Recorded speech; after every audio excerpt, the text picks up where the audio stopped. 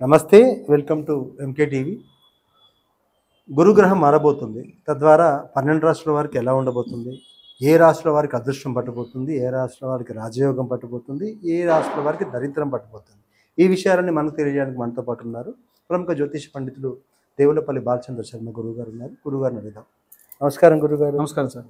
Sir, ఇప్పుడు 18న గురుగ్రహ మార్పు జరగబోతుంది. ఎందుకంటే ప్రతి సంవత్సరం గురువు ఒకసారి మారినా ఈసారి 3 సార్లు మారబోతున్నాడు.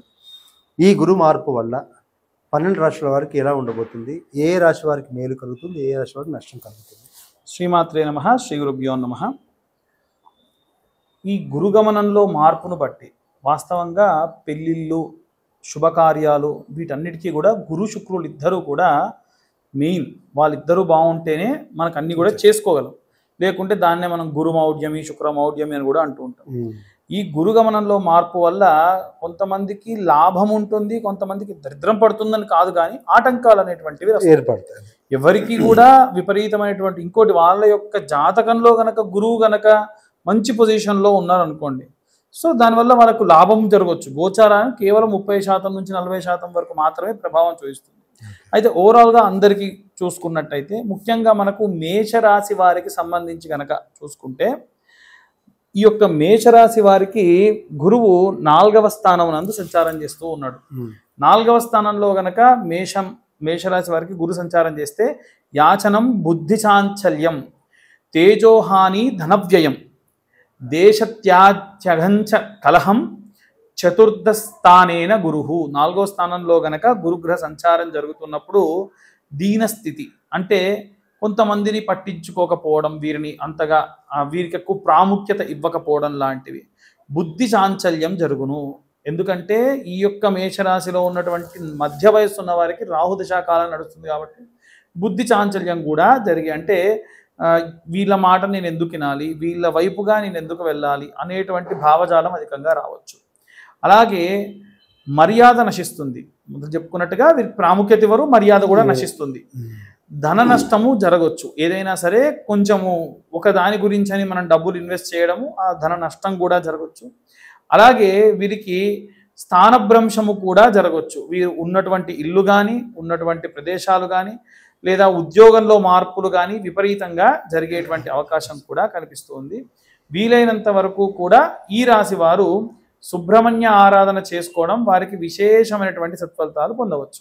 గురుగ్రహ మార్పు వల్ల వాళ్ళ పడే ప్రభావాన్ని తెలియజేశారు. ఇది ఎన్ని రోజుల వరకు ఆ గ్రహాలపై ప్రభావం ఉంటుంది? వాస్తవంగా గురువు, శని ఇద్దరు కూడా కాస్త ఆలస్యంగా గమనం చేసేటువంటి వాళ్ళు. అంటే దీన్ని బట్టే వీరి యొక్క దశాకాలం కూడా ఏర్పడి ఉంటుంది.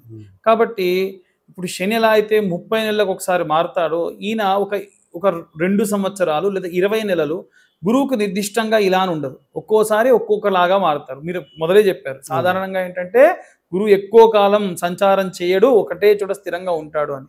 కానీ ఈసారి మాత్రం 20 నెలలలో మళ్ళీ మార్పు అనేటువంటిది ఏర్పడుతూ ఉంది. కాబట్టి ఈ సంవత్సరం మళ్ళీ గురువు మారడు, మళ్ళీ వచ్చే సంవత్సరానికి గురువు మారేటువంటి అవకాశం ఉంది.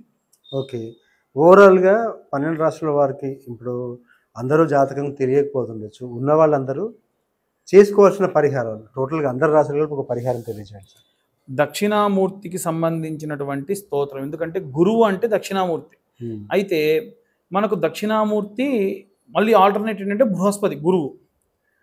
తల్లిదండ్రులందరూ కూడా పిల్లల కోసం చెయ్యాలి, నేను ఏదైనా రెమెడీ చేయాలి అనుకునే వాళ్ళు ఉంటారు. కాబట్టి బుధవారం రోజు రాత్రిపూట 110 శనగలు నానబెట్టండి. కొంచెం పెద్ద శనగలు అయితే మంచిది. ఎందుకు అంటే ఆ శనగల్ని మీరు సూదీదారంతో కుచ్చాలి మరుసటి రోజు పొద్దున్నే, గురువారం నాడు. అలా గురువారం నాడు సూదీదారంతో కుచ్చి ఒక 110 శనగల్ని కూడా ఒక దండలా చేసి, నవగ్రహాల్లో గురుగ్రహానికి ఆ దండ ఉదయం 7:25 లోపు వేయాలి. హోరాకాలం మారే లోపు వేస్తే మంచిది. ఇలా వీలైనన్ని వారాలు లేదా ఒక 5 వారాల పాటు, 11 వారాల పాటు, ఇప్పుడు ఈయన సంఖ్య ఏదైతే ఉందో 2, 5 అనేది 5, 7, 9, 11 ఏదైతే ఉందో అన్ని వారాల పాటు, 2 వారాలు కానీ, లేకుంటే 5 వారాలు కానీ, లేకుంటే 7 వారాలు కానీ, లేకుంటే 9 లేదా 11 వారాల పాటు మీ పిల్లల అభివృద్ధి కోసం ఏ తల్లి కానీ తండ్రి కానీ వెళ్ళి నా కొడుకుని నువ్వు బాగు చేయయ్యా అని అడిగితే గురువు చేయకుండా ఉండడు. ఎందుకంటే గురు మంత్రంలోనే ఉంటుంది, సదాచార్యాయ సత్య సంభాషిణాయ సుర పూజితాయ బాలారిష్టాన్ జాతకారిష్టాన్ నాశయ నాశయ సుఖమారోగ్యమైశ్వర్యం దాపయ దాపయ. ఎంత పెద్ద అరిష్టం ఉన్నా, ఎంత పెద్ద దోషం ఉన్నా, తల్లి కానీ తండ్రి కానీ గురువు దగ్గరికి వెళ్ళి అయ్యా నా కొడుకునికి మంచి చెయ్యి అని అంటే ఇక ఆయన చెయ్యకుండా ఉండడు అనమాట. ఆ అంత అరిష్టాన్ని కూడా నరికేసి మంచి చేసేటువంటి ఏకైక గ్రహం గురువు.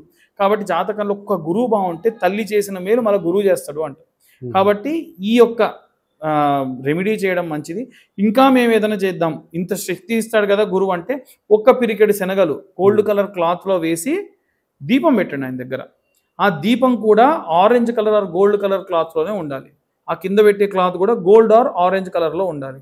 ఇంకా ఏమైనా చేస్తా, ఆయన మెడలో మీరు ఒక బట్ట కప్పండి, ఒక రిబ్బన్ లా కట్ చేసుకొని ఆయన మెడలో కప్పండి ఆరెంజ్ కలర్లో. ఇంకా ఏమైనా చేస్తా అంటే నవగ్రహాలకి కూడా వీలైతే మగవాళ్ళు ఆడవాళ్ళు చేయొద్దు, నవగ్రహాలకి కూడా అందరూ వచ్చి అన్ని దేవుళ్ళకు పూజ చేస్తారు. నవగ్రహాలు ఎవరు పట్టించుకోరు. పోతే అక్కడంతా జిబ బెల్లము నువ్వులు ఇవన్నీ చేతికి మంచిగా గ్లౌజెస్ వేసుకొని విగ్రహాలు మొత్తం శుభ్రంగా తుడిచి షాంపూలు వేసి కడిగి ఏదో ఒక వారంలో ఒక మీరు చేసేటువంటి సేవగా భావించి, పెద్ద పెద్ద హోమాలు చేయలేము, ఇవి చేయొచ్చు అనుకున్న వాళ్ళు చేస్తే నవగ్రహాలు సంతృష్టులు అవుతారు. అంతే కదండి.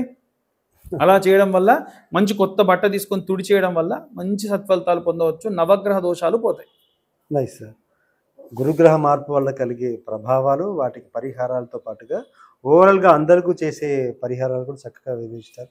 ధన్యవాదాలు. ధన్యవాదాలు.